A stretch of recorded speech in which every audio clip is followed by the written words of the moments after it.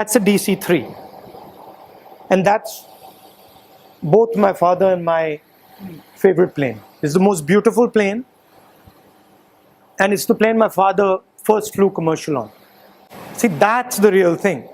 In fact, I've sat with him in that plane when he used to fly it. That's a King Air. That one. I don't remember this exact one, but generally whenever I was in a plane or a helicopter with my dad, I was put into the cockpit.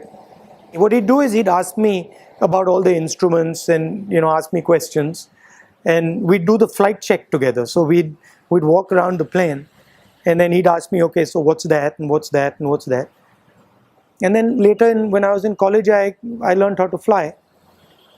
I remember we once went to Jaipur, Udaipur, and then we went to Bombay, and then we went to Srinagar as well. It was very exciting because these were all normally early morning flights. So sometimes it would just be a surprise. He'd come into my room. I remember once he came into my room at about 3:30 in the morning. He's like, okay, get ready. So I was like, what is this? Get ready. So he didn't tell me why or anything like that. So I was like, okay. I had a little aluminium case this big. I packed it with, my shirts and my pants and my shoes. And then I remember walking out in the dark and going. So we were going on a flight.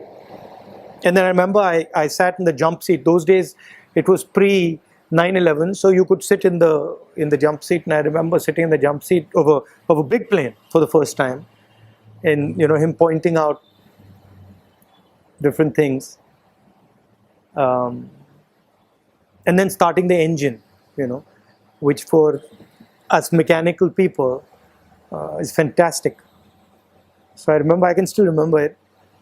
And then there was a problem. There was some sort of a technical problem. It was an Avro, and a technical problem, so it was delayed. So I spent quite a lot of time in the cockpit while my father was trying to fix the problem on the ground. And then I remember when we took off. Wonderful. Look, if you're a pilot, that's a risk you take. I mean, that's just something that you take it. So my father told my uncle, because my uncle was flying a very particular type of plane, a Pitts Special. It's a very aggressive plane. My father told him that, don't do this. My uncle really didn't have the experience. My uncle had similar hours to what I have, about 300, 350 hours.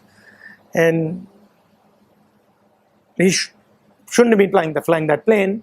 And he flew it, and that's what happens when you don't have the experience and you fly.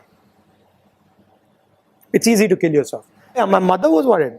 So every time my father would go on a flight, it would be, my mother would have this record playing in the background that he's on a flight, it's so dangerous, and she'd be worried and she'd be transferring the word. Then once there was a problem. It was sometime, it was on the Kashmir. There was some problem with Kashmir, and then there was some issue with his aircraft. So my mother, I remember, getting very worked up. Pilots have a very particular ability that comes from their training. And it is this idea that you have to move from a 30,000 foot vision to details in the cockpit. If you lose track of details in the cockpit, you run into trouble. And if you lose track of the 30,000 foot picture, you run into trouble.